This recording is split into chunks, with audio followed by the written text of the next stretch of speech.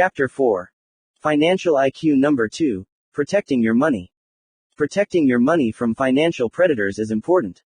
As most of us know, the world is filled with people and organizations waiting for the opportunity to help themselves to your money. Many of these people and organizations are very smart and powerful. If they are smarter than you, or have more power than you, they will get your money. This is why financial IQ number 2 is so important. How do you measure financial IQ number 2? Financial IQ number 1 is generally measured in gross dollars. Financial IQ number 2 is measured in percentages. Here's what I mean. The following are 3 examples of 3 different percentages. 1. In America, a person who earns $100,000 a year from wages may pay as much as 50% in combined taxes such as federal, state, and FICA. This person's net after-tax income is $50,000. 2. Another person earns $100,000 income from their investments and pays 15% in taxes. This person's net after-tax income is $85,000. 3. A third person earns $100,000 income and pays 0% in taxes. This person's net after-tax income is $100,000. In the examples above, the person who pays the least percentage in taxes has the highest financial IQ number 2, protecting your money, because less money is lost to financial predators. In later chapters, I will go into how to earn a lot of money and pay nothing in taxes, legally. But for now, keep this simple idea in mind. Financial IQ number 2 measures the percentage of income a person keeps against the percentage of income financial predators take. Bunnies, birds, and bugs. Rich Dad's lessons to his son and me on the importance of protecting money from financial predators started at a very early age, before we had any money. Because we were young, Rich Dad used a very simple example of farmers to make his point. He said, a farmer needs to protect his crops from bunnies, birds, and bugs. Bunnies, birds, and bugs are thieves to a farmer. Using the idea that bunnies were thieves served as a powerful lesson to me as a young boy. Bunnies were cute and cuddly. They were harmless. The same was true of birds. In fact, I had a pet parakeet at home, and to label a bird a thief was a harsh concept. Bugs, however, I understood. I knew how they could be labeled thieves. I had a garden at home, and I lost many of my vegetables to bugs. Standing behind us. Rich Dad was not trying to frighten us. He simply wanted his son and me to be aware of the real world. The reason he used cute creatures such bunnies and birds was to make the point that some of the biggest thieves of our personal wealth are not just bandits, criminals, or outlaws. He used bunnies and birds because he wanted us to remember that some of the greatest financial predators are people and organizations that we love, trust, or respect, people or organizations we think are on our side and are standing behind us. Rich Dad said, the reason so many people stand behind us is because it is easier to get into our pockets from that position. One of the reasons so many people have financial problems is because they have too many hands in their pockets. Continuing on with his theme of bunnies, birds, and bugs for labeling farmers predators, Rich Dad's list of real-world financial predators included bureaucrats, bankers, brokers, businesses, brides, beaux, brothers-in-law, and barristers. The first bureaucrats.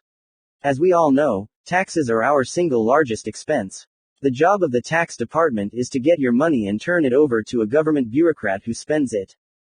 Unfortunately, the problem with most politicians and bureaucrats is that they are very good at spending money.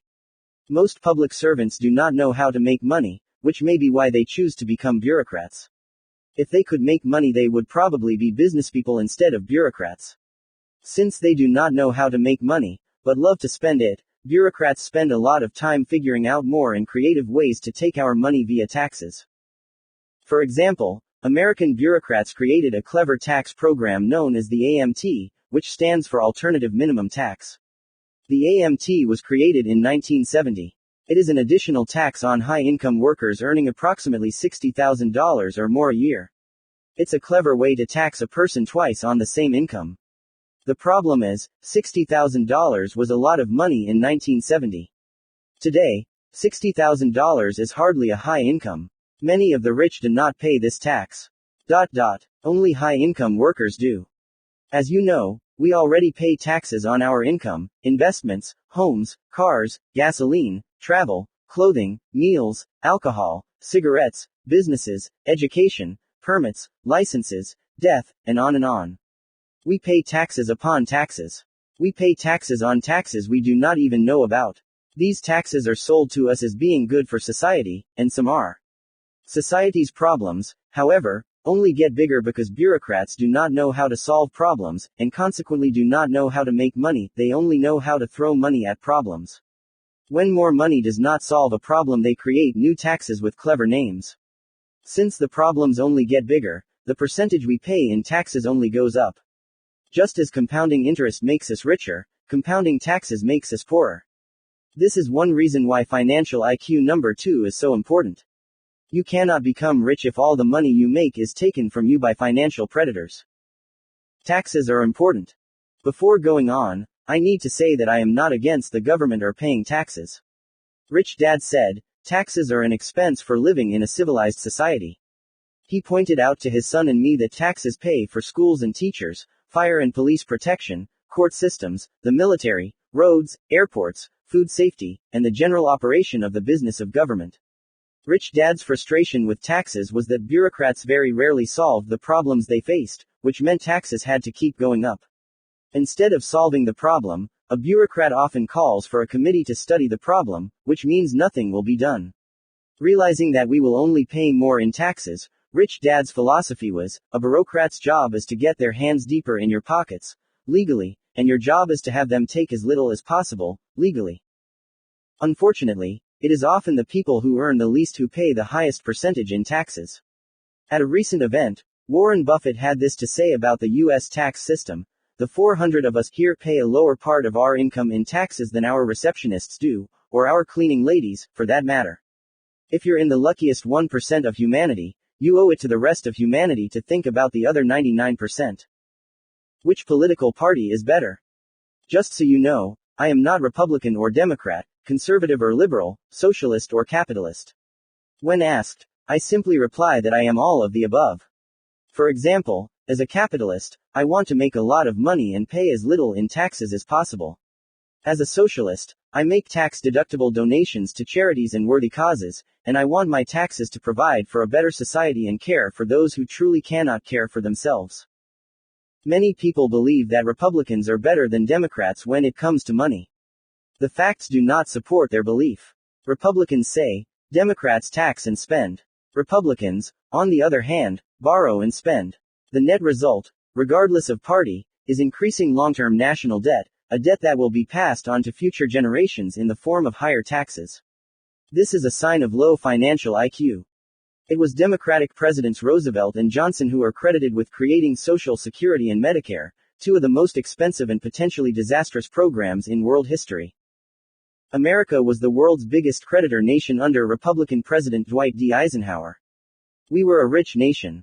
When Republican Richard Nixon became president, however, the rules of money changed, and the wealth of the U.S. began to change. As president, Nixon took us off the gold standard in 1971. This converted the dollar from money to a currency. Nixon allowed the U.S. government to print as much money as necessary to solve our money problems. This is the same as a person writing checks without having any money in the bank. If we did what the government does today, we would be in jail. One of the reasons for the growing gap between the rich and everyone else is that most people are still working by the old rules of money, the old capitalism. After 1971, the new rules of money took over. The rich became richer and the poor and middle class worked harder trying to keep from falling between the cracks. In 1980, Republican President Reagan gave us supply-side economics, aka voodoo economics. The new economic theories promoted by the great communicator Reagan, an actor not an economist, were the illusion that we could cut taxes and continue to pay the government's bills by borrowing money. This is the same as taking a cut in pay and using credit cards to pay bills.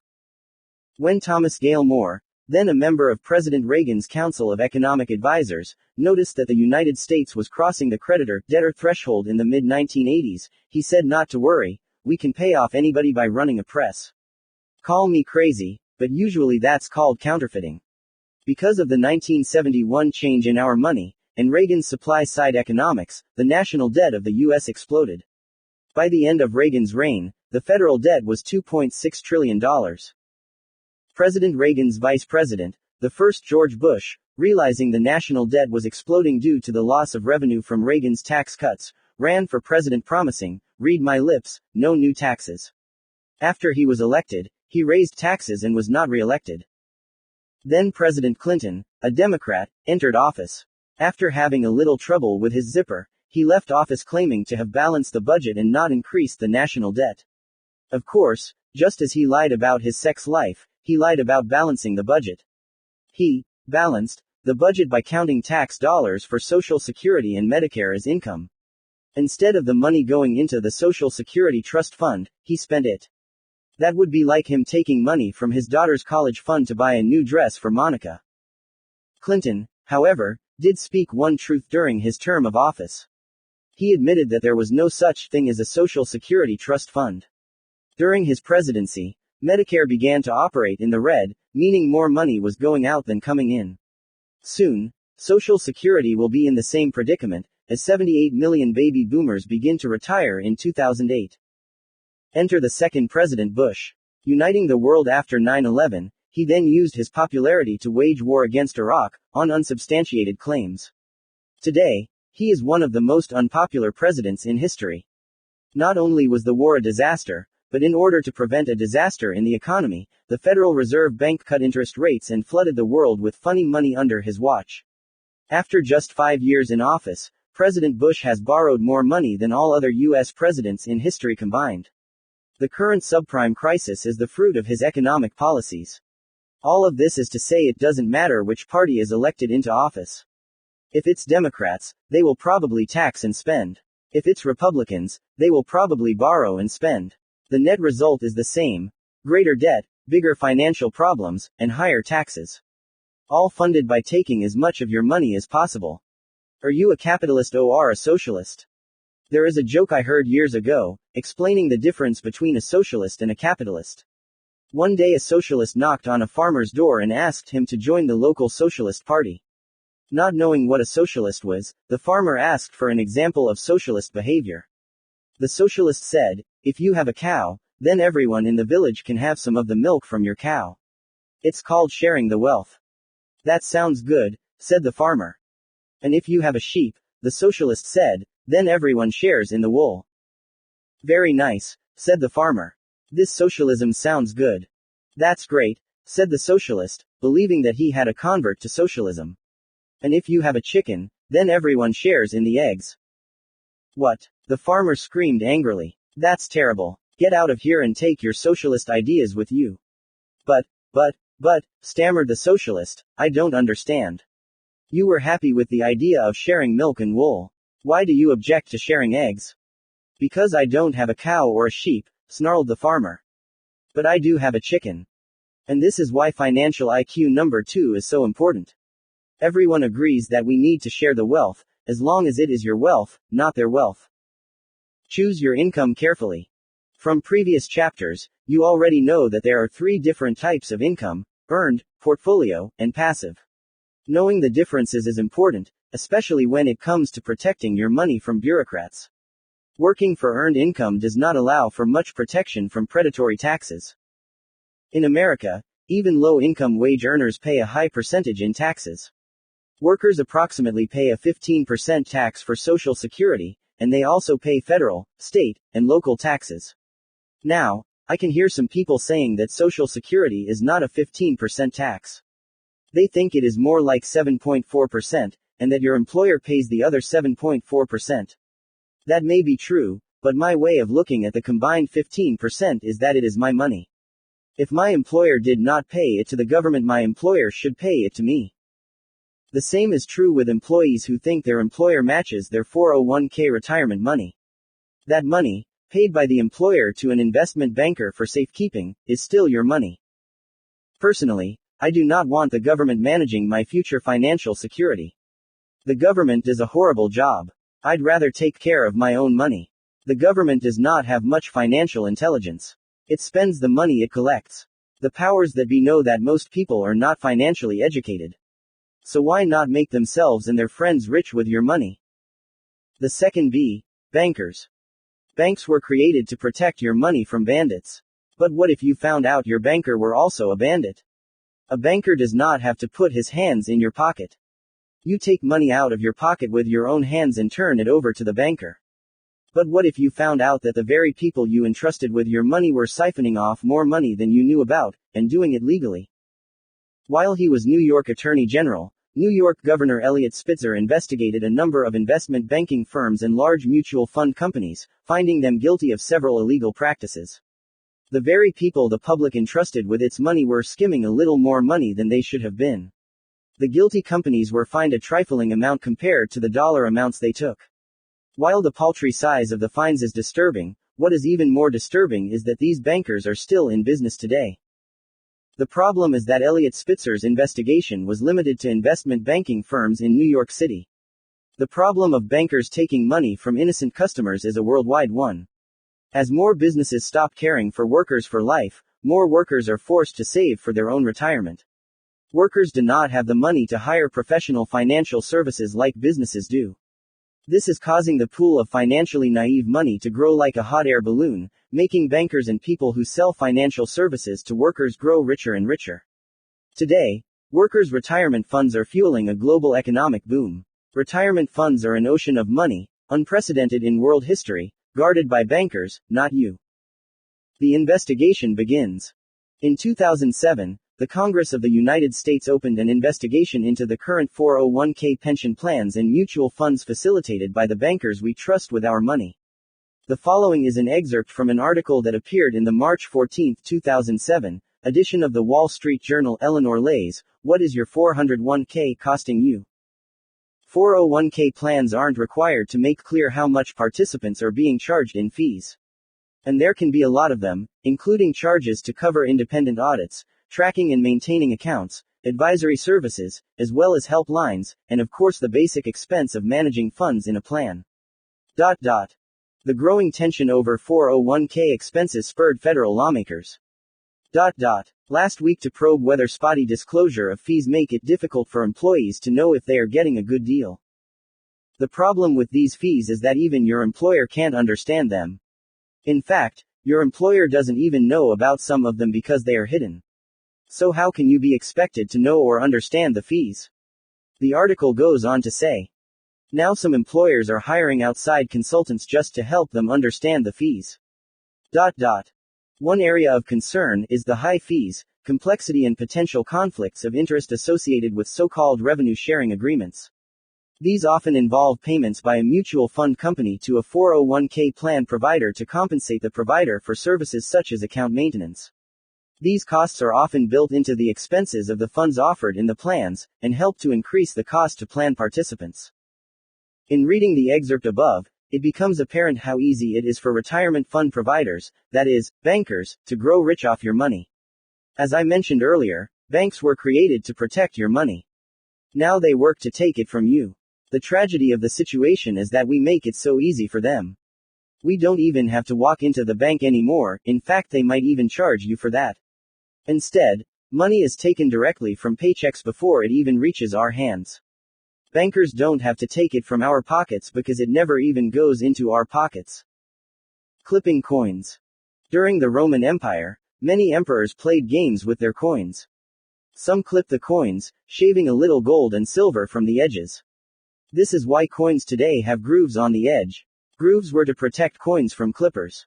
When they could no longer clip coins, the emperors had their treasuries begin mixing the gold and silver with cheaper base metals.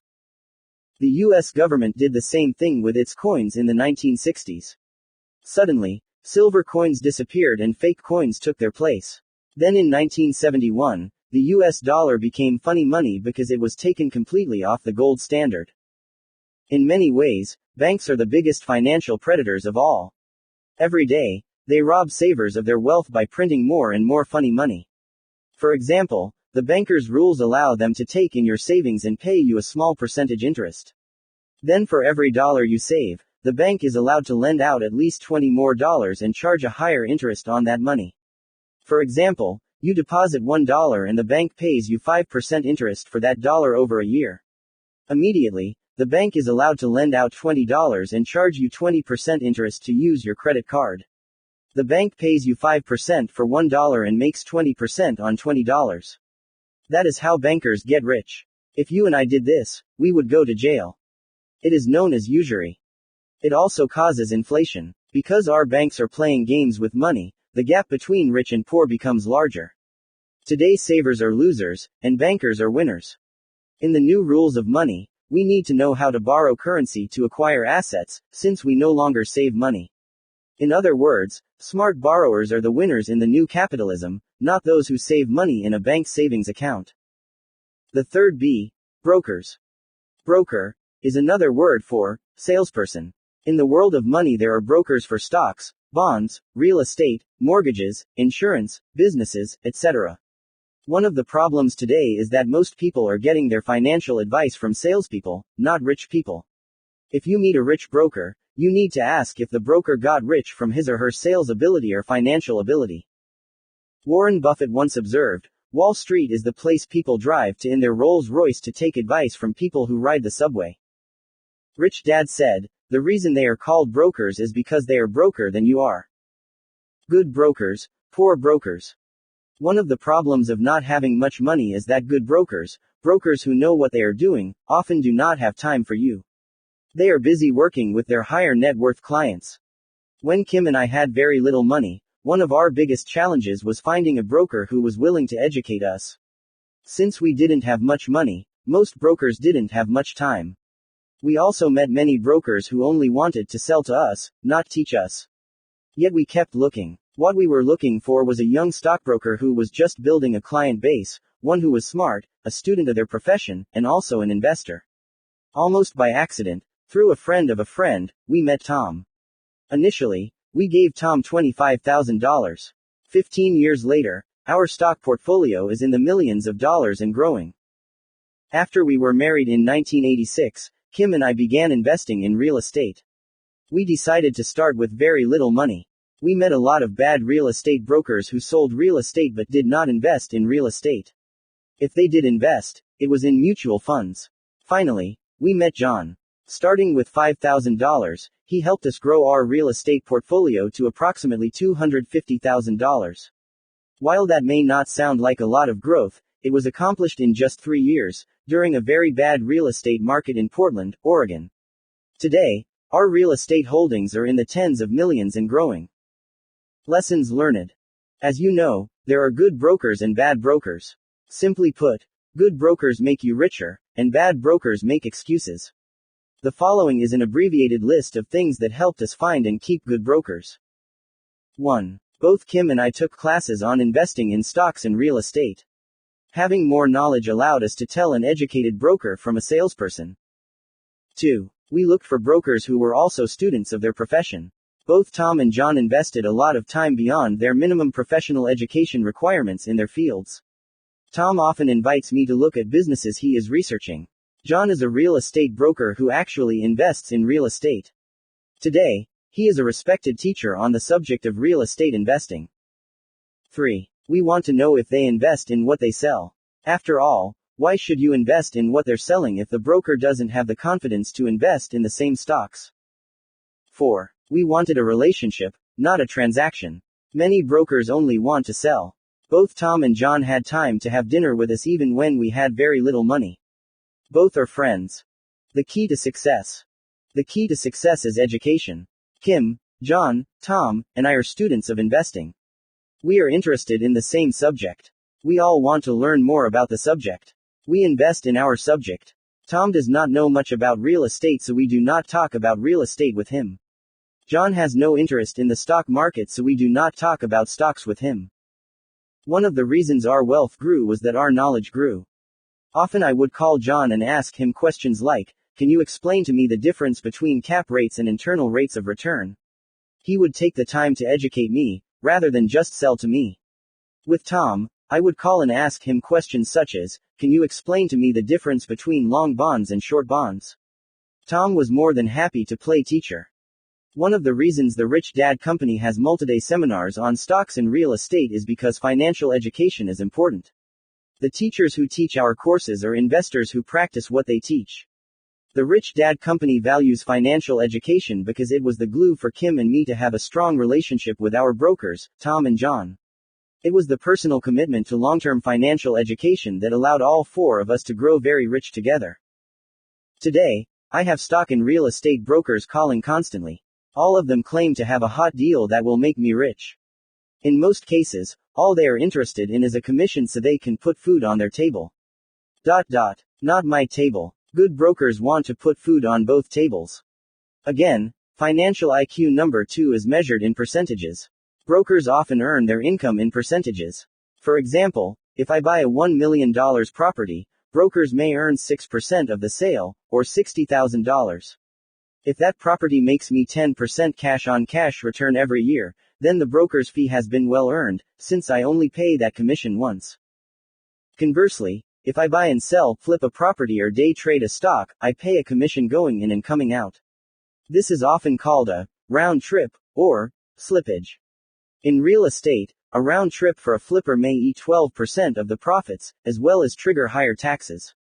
That is not financially intelligent. Traders versus investors. People who go in and out are traders, not investors.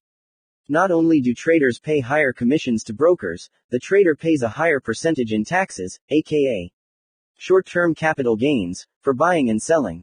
This means the tax department bureaucrats do not consider people who buy and sell for capital gains investors. They consider them professional traders and may even add a self-employment tax onto their earnings. Brokers and bureaucrats win, and traders lose in these types of transactions. Financially intelligent investors know how to minimize predatory transaction fees and taxes by investing wisely and utilizing good brokers. Churning. Years ago, a friend's mother had her account churned by her friendly stockbroker. Churning is when the broker is busy buying and selling stocks for the client. In the end, the broker gets the client's money via commissions, and the client's portfolio is drained. So, before you turn your money over to a broker, choose your broker carefully. At a minimum, ask the broker if you can call some of their clients and talk to them. Remember, good brokers like Tom and John can make you rich, and bad brokers can make you poor. The fourth B. Businesses. All businesses have something to sell. If they do not sell, they are out of business. I often ask, is this business's product or service making me richer or poorer? In many cases, the product or service does not make you richer, it only makes the business richer. Many businesses do their best to make you poorer. For example, many big department stores have their own credit cards, the worst credit cards a person can own. The reason they want you to carry their credit card is because their company gets a kickback from the bank. The business that issues the card is a broker for the bank. Notice that the pattern broker and banker reappears again. Using credit cards to buy poor products. One of the reasons so many struggle financially is they buy products that make them poorer and then make themselves even poorer by paying for that product for years with high-interest credit cards. For example, if I buy a pair of shoes with a credit card and take years to pay off the credit card bill, I remain poorer for years to come by continuing to pay for a product that made me poorer, not richer. Poor people buy products that keep them poor and take years to pay for those products, while incurring high-interest charges. If you want to be rich, become a customer of businesses that are dedicated to making you richer. For example, I am a long-term customer of a number of investment newsletters and financial magazines. I am also a customer of businesses that sell educational products and seminars. In other words, I am a good customer to some of my competitors. I like spending money on products or services that make me richer. The fifth B. Brides and beaux. We all know that some people marry for money. Both men and women marry for money rather than love. Like it or not, money plays an important role in any marriage. There is a line from the movie The Great Gatsby that goes, "Rich girls do not marry poor boys." The line may be a good line in the movie, but the reality is there are poor girls and boys who do marry rich people for their money. Love predators. Rich Dad called people who marry for money love predators. The more money you have, the more they love you. In his much publicized pending divorce, Paul McCartney may have to give up 50% of his estimated $1 billion estate. That is a lot of money.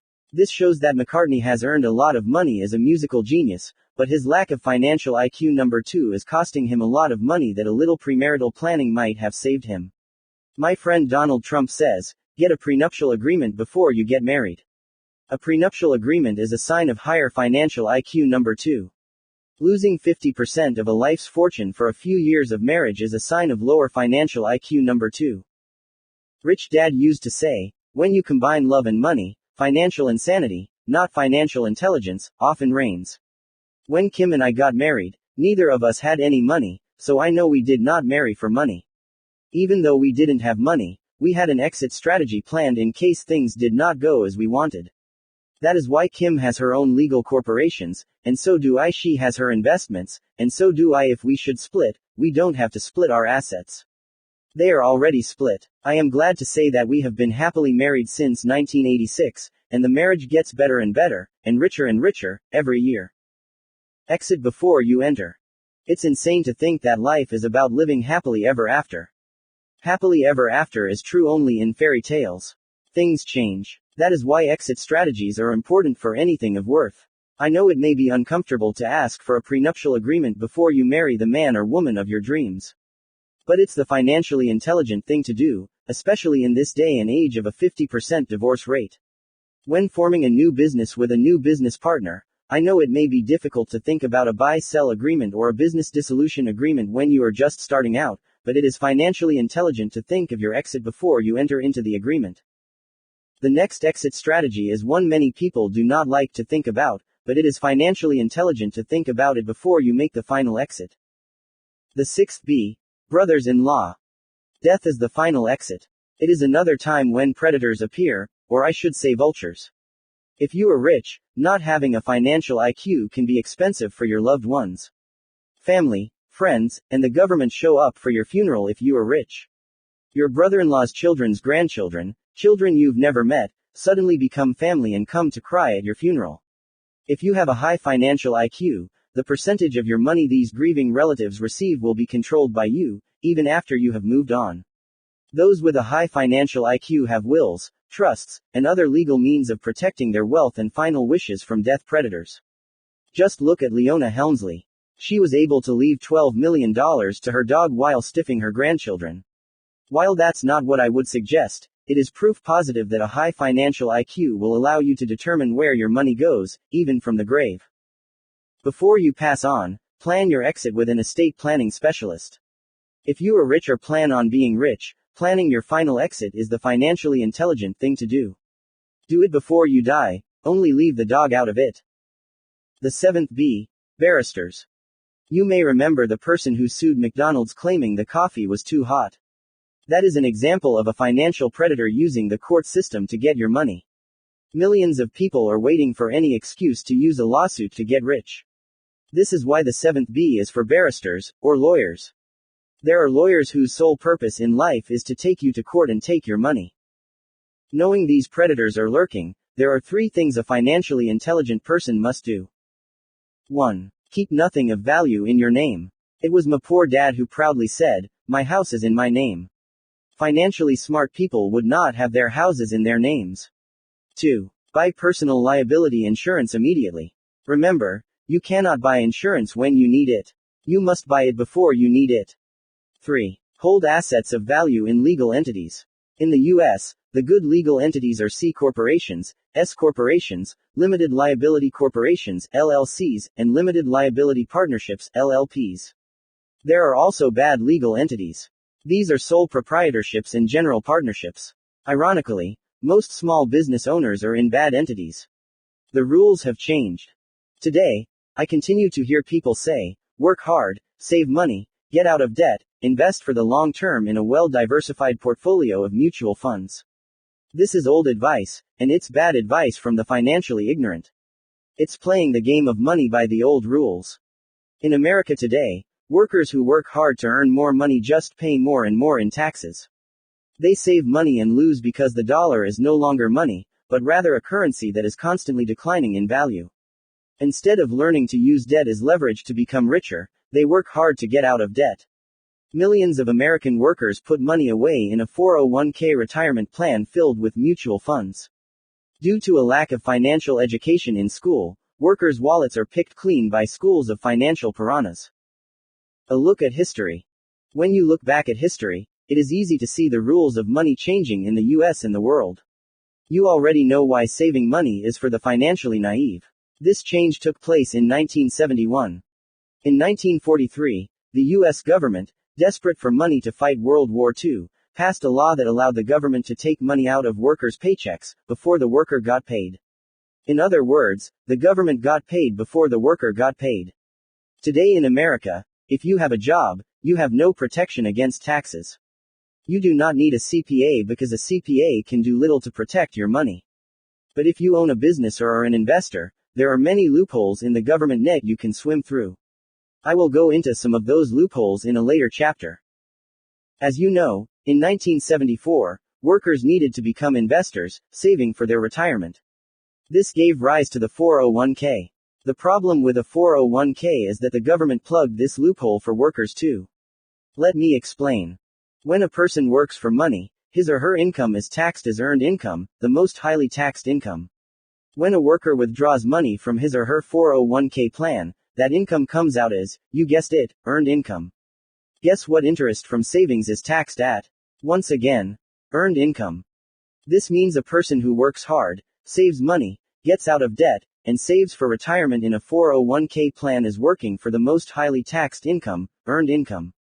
This is not financially intelligent. People following these rules are having their pockets picked clean by predators standing behind them, and demonstrate a low financial intelligence because they give away a large percentage of their income.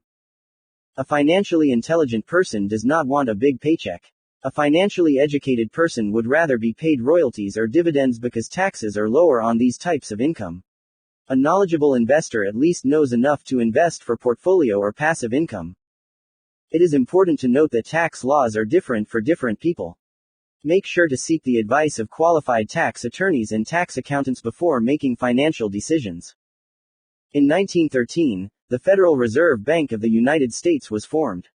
This date is possibly the most important date in U.S. history, when the rules of global money really began to change. This is the date people who work for a paycheck should remember as the beginning of the attack on their personal wealth. First of all, the Federal Reserve Bank of the United States is not a government entity. That's a myth. Neither is it a U.S. entity. It is a bank owned by some of the richest people in the world.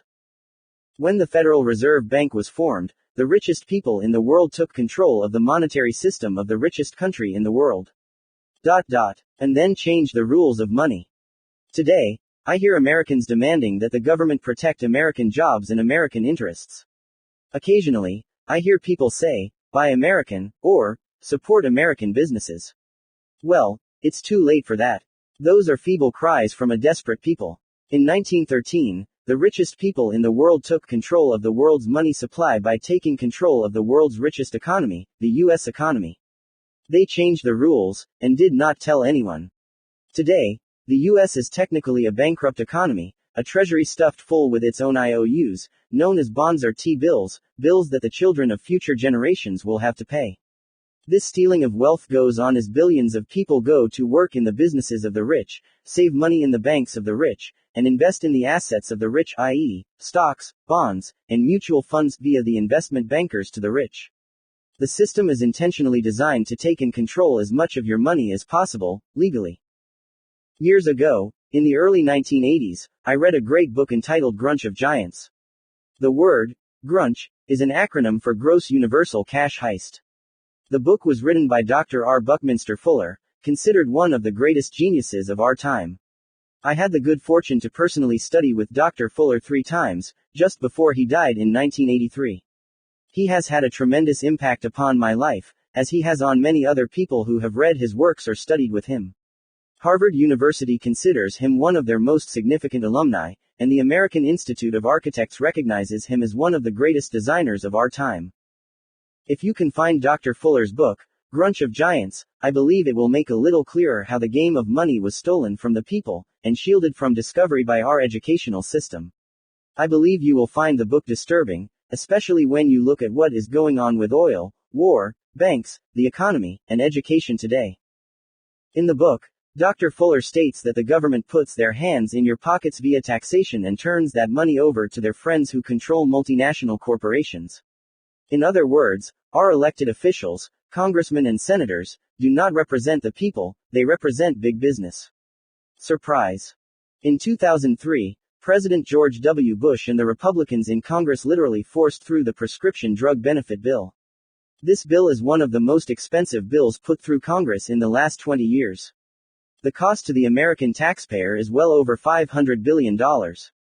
Soon after the bill was passed, a number of congressmen and staff were hired by the drug companies, some at multi-million-dollar salaries. This is an example of grunge in action. Other books you may want to read on this subject are The Dollar Crisis by Richard Duncan, The Battle for the Soul of Capitalism by John Bogle, Empire of Debt by Bill Bonner and Addison Wiggin.